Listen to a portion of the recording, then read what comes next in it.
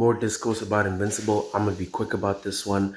I don't like the conversation that's being had about Nolan Grayson, aka Omni Man, aka the genocidal, uh, the genocide. I won't say maniac. He's not a maniac, and I guess that's the point. I am a Nolan apologist, but not in the way that you think. I'm apologetic towards Nolan's actions in the sense that I can understand what he's going through and I can see where he's coming from, and the fact that he is trying to come from back from the conditioning and the life that he's lived shows like good character qualities, which he obtained from obviously staying on Earth. And I've been seeing a lot of discussions. It's been mainly from women that I have seen, of course. Some dudes probably have this opinion too, which is fine. But I've been seeing this discourse about they don't care that he was conditioned for however long he's lived. Okay, you don't need to care. You don't. I don't really care if you don't sympathize for Nolan or you like hating on him. You're a hater. I do that too. Fuck Akaza. Like Akaza from Demon Slayer. People saw his backstory and they're like, "Oh, that's so sad." You know, Akaza cool in my book. No, he's not. He killed Rengoku. All those actions, all the things that happened to him at that point in his time, years removed from Rengoku's birth, and Rengoku had to suffer the consequences because that man battle hungry. Back him up. Like Tanjiro said, you're a coward. You're a coward. Fighting this up, bro. You're a coward. So, needless to say, I can understand hating on a character, but that doesn't mean in my mind I don't understand that he did go through some terrible things. Akaza, I mean, in this sense. And I'm using Akaza as an example to basically equivocate it to Nolan, saying, I can understand hating on a character, but the conversations are disingenuous. They're not basically saying, yeah, I can see what's going on with Nolan and I can completely understand it, but fuck Nolan. Calm. That's completely natural. But now I'm hearing words such as narcissist, selfish, he's a horrible person, he's manipulating everyone.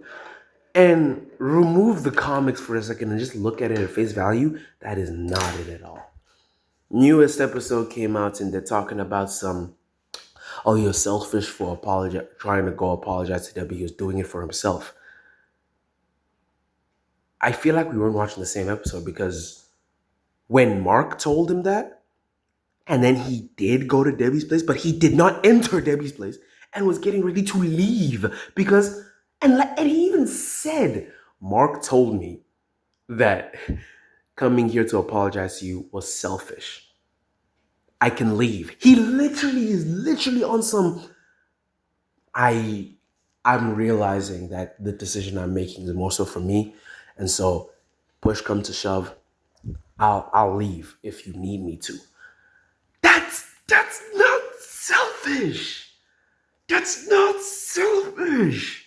That's not manipulation. He was going to leave, but Debbie opened the door because Debbie wants that conversation too. She wants closure.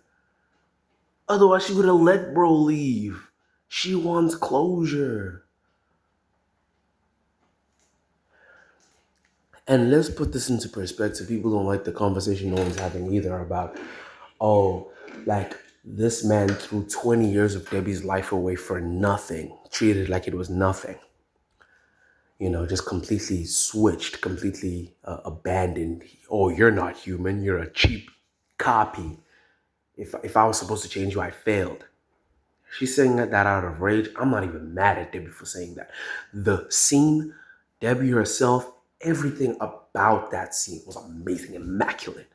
You know, her crashing out, her get the fuck out of my house. Love that. Debbie deserved that. Debbie definitely deserved that.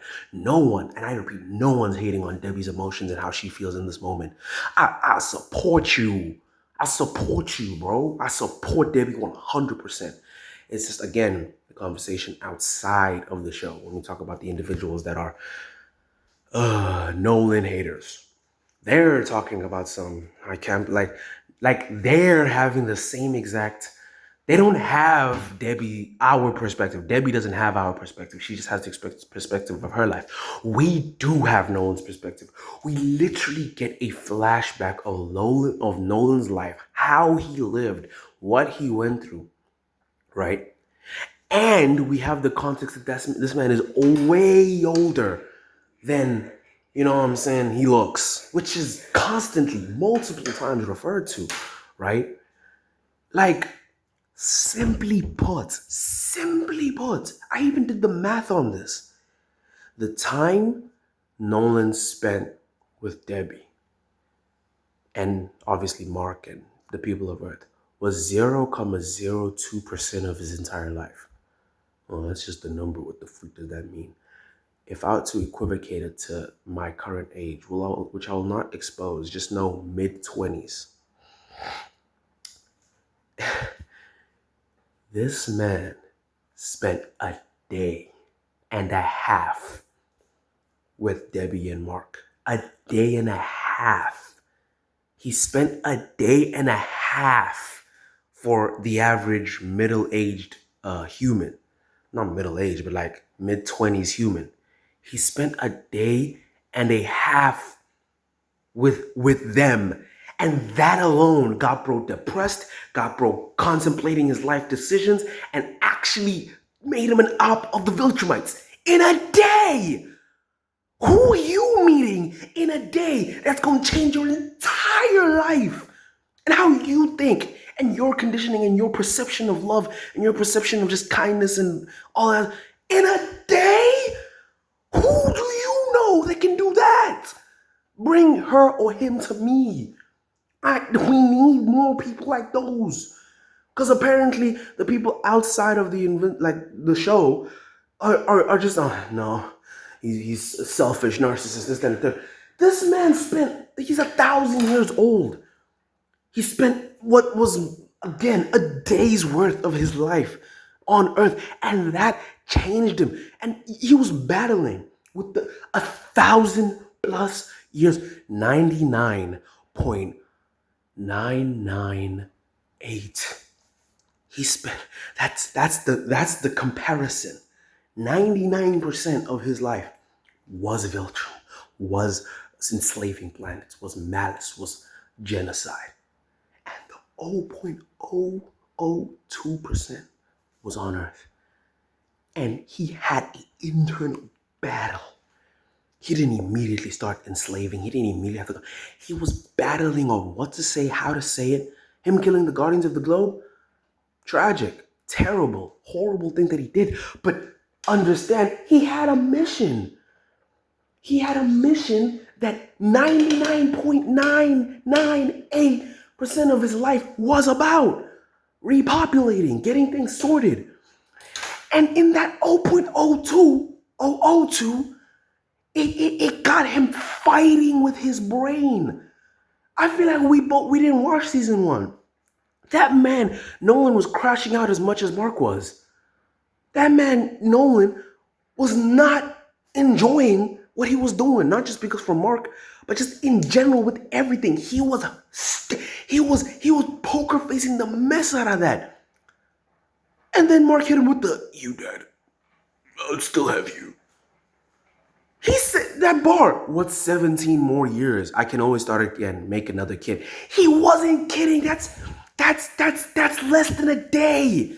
Imagine you can plant a seed and then you can make a kid and that kid will grow to be 18 the next day.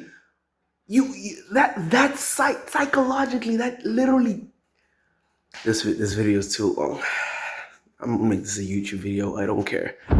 Long story short, the volume of Nolan's life and how he has been conditioned through all of his experience would let you believe that amount of time is meaningless.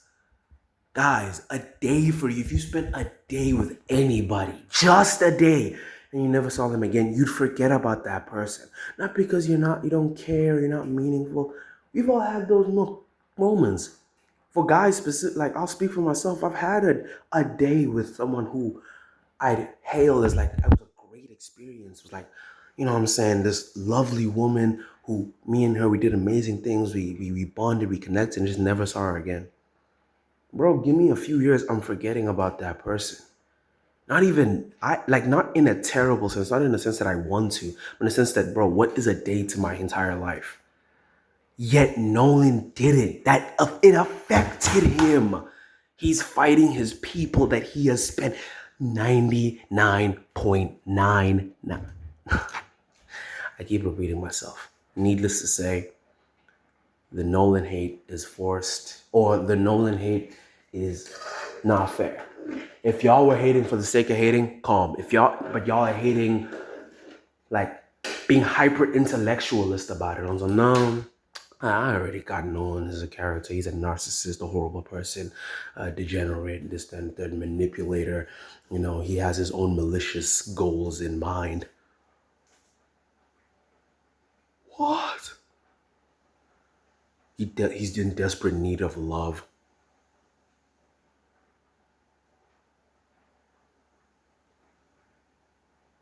Guys, he didn't experience any type of healthy love for 99% of his life. And he got a day of that, sniffed it, and just he wants to come back. I think I miss my wife. Fair the cheating and so mingling with the bug chick would give you this understanding that he's just desperately trying to look for someone else, but that's life, bro.